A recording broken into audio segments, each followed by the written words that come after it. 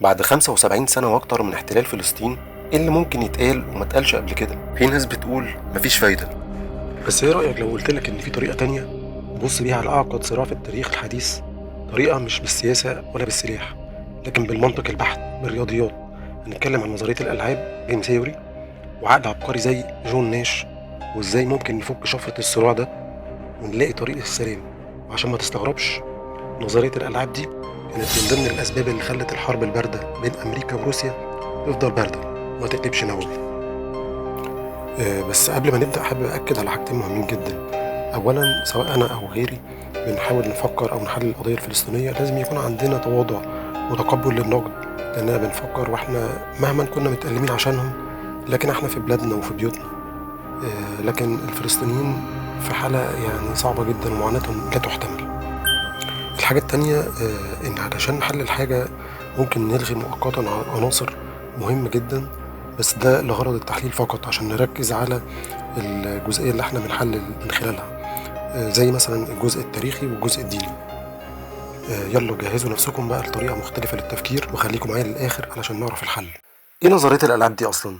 هي عبارة عن علم رياضي بيدرس ازاي اللاعبين طبعا دول اللي هم ممكن يكونوا دول، شركات، انا وانت، ازاي بقى بياخدوا قراراتهم لما تكون نتيجة قراراتهم معتمدة كمان على قرارات اللاعبين اللي قصادهم. فكل واحد بقى بيحاول يدرس ازاي يكسب اكتر، او على الاقل يقلل خسايره بقدر الامكان، عن طريق ان هو بيحسب اللي قدامه ممكن يخطط لايه. عندنا في اي لعبة 3 حاجات اساسية: لاعبين زي مثلا اسرائيل وفلسطين في الحالة بتاعتنا، تاني حاجة استراتيجيات اللي هي الخيارات المتاحة لكل لاعب، يتعاون يا يصعد يا يتفاوض، حاجات زي كده. تالت حاجة اللي هي العوائد، او بيتقال عليها البي اوف، ده اللي هو المكسب او الخسارة اللي بيطلع بيها كل لاعب. عندنا 2 مساجين شركاء، كل واحد في زنزانة لوحده. دخل المحقق على كل واحد فيهم وهو في زنزانته لوحده من غير ما التاني يعرف ايه اللي اتقال لزميله. الاتنين دول واحد اسمه ايمن وواحد اسمه ايسر. المحقق دخل الاول لايمن وقال له: بص يا ايمن، انا عندي ليك عرض ممكن يخرجك من القضيه دي زي الشعر من العجين. لو انت اعترفت على زميلك انت تاخد براءه وهو ياخد 10 سنين سجن، بس انا برضه عشان اخلص ضميري هفهمك الدنيا ماشيه ازاي. لو انت اعترفت وهو كمان اعترف عليك هتشيلوها بالنص، كل واحد ياخد 5 سنين. بس انت بقى لو ركبت دماغك وما اعترفتش وهو اعترف عليك هتاخد انت ال10 سنين وهو ياخد البراءه. اما بقى اسوأ احتمال بقى بالنسبه لي، لو انتوا الاتنين ركبتوا دماغكم هنضطر بقى ندي كل واحد سنه وخلاص. فكر كده وقول لي ايه قراره. نفس الكلام ده عملوا مع مين؟ مع ايسر، وراح رصص له نفس الرصه دي. القصه دي غالبا انتوا عارفينها او سمعتوها قبل كده، ودي اسمها البريزنرز ديليما او معضله السجينين. ودي مشهوره لانها اشهر واسهل مثال بيشرح الجيم ثيوري. وهتلاقوا فيها ان المنطق الفردي بيقول لكل واحد ايه: اعترف احسن لك. ليه؟ لان مثلا ايمن هيفكر ازاي؟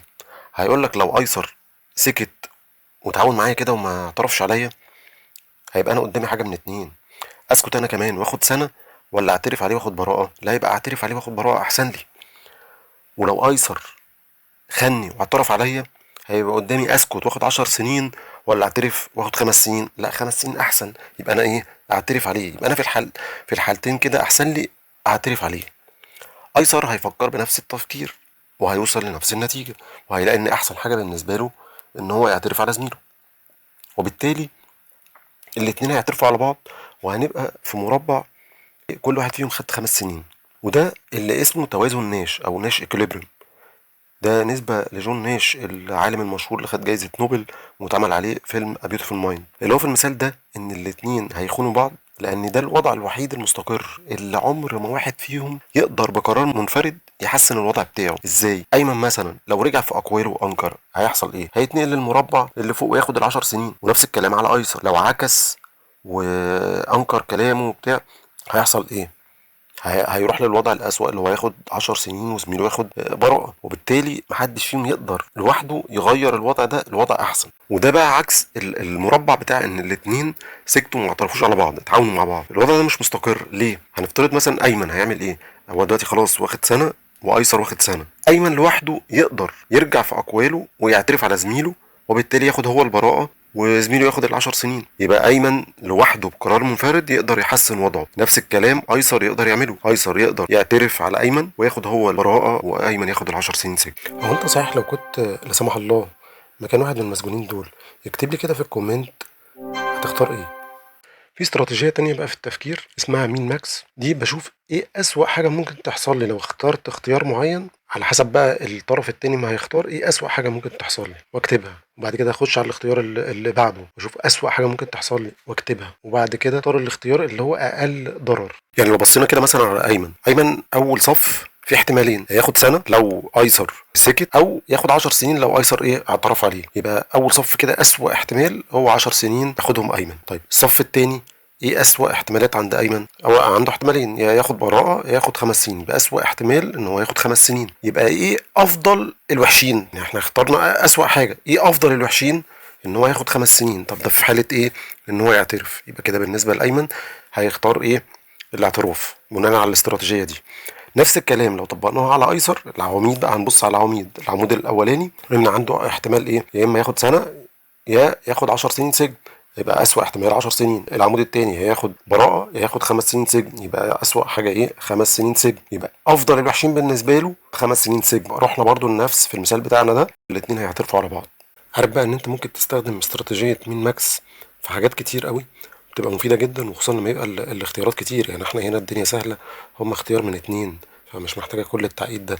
انما لو 5 اختيارات اطبق النظريه دي هتفيدني جدا جدا. برضو خد بالك بقى من حاجه تانية، ان نظريه الالعاب بصفه عامه مش بتقول لنا ايه الاختيار التلقائي اللي هيحصل، مش بتتوقع ايه اللي هيحصل، لكن بتدينا طريقه نفكر ازاي اختار الاستراتيجيه واعرف ايه عواقبها، فابني قراري بالصوره اللي تناسبني، او ان انا احط نفسي في احسن بوزيشن ممكن، في احسن وضع ممكن بالنسبه للظروف بتاعتي او بالنسبه لظروف الخصم بتاعي. لو عايزين تفاصيل اكتر عن الجيم ثيوري، في حلقه ممتعه جدا بنصحكم ان انتوا تشوفوها عن معضله السجينين دي بالذات. الدحيح كان شارحها بشكل عبقري جدا في حلقه من حلقاته زمان، هتلاقوا اللينك بتاعها في الديسكريبشن. انصحكم ان انتوا تبقوا تبصوا عليها او تتفرجوا عليها. طبق بقى الكلام ده على القضيه الفلسطينيه. هتشيل السجين واحد وتحط مثلا مكانه فلسطين، الخانه بتاعه التعاون كوبريشن اللي عباره عن هدوء نسبي، تنسيق امني، تخف شويه توترات. طيب التصعيد بقى اللي هو الخانه الثانيه، هيبقى التصعيد اللي هو الاسكليشن، يعني مقاومه، احتجاجات، اعمال عنف وهكذا. اسرائيل بقى هتعمل ايه في يسكت او يتعاون؟ هيبقى تجميد الاستيطان، شويه مفاوضات شكليه وهكذا. طيب الخانه بتاعت يعترف او يخون، هيبقى اسرائيل هتعمل ايه؟ هتصعد اسكليشن برضو اللي هو استمرار الاحتلال، هيصور عمليات عسكريه، زياده الاستيطان وهكذا. لو طبقنا الكلام ده كله على القضيه هنعرف ليه السلام بيفشل، وخصوصا بعد حل الفلسطينيين اما جربوا اوسلو. بعد اوسلو حصل ايه؟ المستوطنات زادت وبلعت فلسطين. لحظه واحده، انا ضحكت عليك؟ لا، هو ده بس عشان تسهيل الشرح. انما الحقيقه الصراع الفلسطيني الاسرائيلي اعقد من معضله السجينين البسيطه دي لسببين جوهريين على الاقل. اول حاجه ان اللعبه متكرره ومتسلسله. يعني ايه؟ يعني دي مش لعبه بتتلعب مره وخلاص على كده زي السجينين. لا، ده الصراع ده شغال بقاله عقود، وكل خطوه بيتبني على اللي قبلها. يعني القرارات مش بتتاخد في نفس اللحظه، لا، طرف بيعمل حاجه والطرف التاني بيرد عليها وهكذا. الحاجه التانيه ان اللاعبين مش متساويين، بنقول عليه اسيمتريك جيم، في فرق قوه جبار بين الطرفين. اسرائيل عندها تفوق عسكري واقتصادي ساحق، وكمان دعم دولي كبير، وده بيخلي خياراتها وتأثير قراراتها مختلف تماما عن الطرف الفلسطيني. كده نظرية الألعاب باظت، فشلت؟ لا طبعا، ده معناه إن احنا محتاجين نستخدم جزء تاني أكثر تطور وقوة من الجزء البسيط اللي احنا شفناه في نظرية الألعاب. والتطوير ده اسمه نظرية الشعب أو فولك سيرو. وعشان نفهم ونحل اللعبة المعقدة دي محتاجين كمان نعدل البي أوف عشان يعبر عن التفوق الإسرائيلي. ده اللي هنعرفه إن شاء الله في الحلقة الجاية. هنعرف ازاي نغير قواعد اللعبة عشان نوصل للسلام والحق الفلسطيني. لو الحلقة عجبتك اشترك في القناة عشان تتابع الحلقات الجاية، واعمل لايك، واكتب لي في الكومنتات ايه اكتر عقبة انت شايفها. لو الحلقة ما عجبتكش اكتب لي رأيك وايه وجهة نظرك.